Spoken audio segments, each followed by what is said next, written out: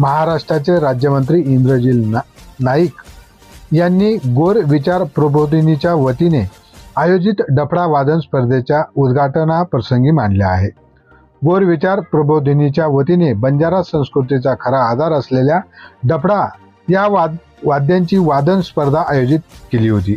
या स्पर्धेचे उद्घाटन इंद्रनील नाईक राज्यमंत्री यांच्या हस्ते करण्यात आले आणि विश्वनाथ सिंह बयास पतसंस्थेचे अध्यक्ष निशांत सतीश बयास यांच्या प्रमुख उपस्थितीमध्ये झाले आहे। ही स्पर्धा म्हणजे महाराष्ट्रातील पहिलाच प्रयोग असल्याचे सांगून नाईक यांनी गोर विचार प्रबोधिनीचे अध्यक्ष नरेंद्र जाधव यांचे अभिवादन केले। उद्घाटनाप्रसंगी राहुल कांबळे, क्रांती पाटील, गुलाब जाधव उपस्थित होते। स्पर्धेत सचिन राठोड, मंडळ यजनी, तालुका महगाव यांनी प्रथम क्रमांक तर अर्नी तालुक्यातील महाळुंगी चित्ता डफडा पार्टीने दुसरा क्रमांक पटकावला आहे।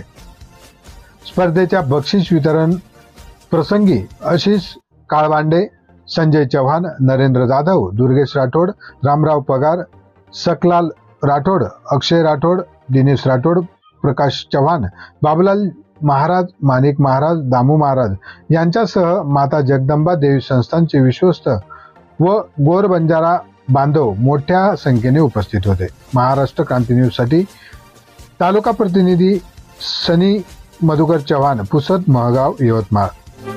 अशाच नवनवीन बातम्या पाहण्यासाठी आमच्या महाराष्ट्र क्रांती न्यूज या YouTube चॅनलला लाईक करा, सबस्क्राईब करा आणि बेल आयकॉनला प्रेस करा।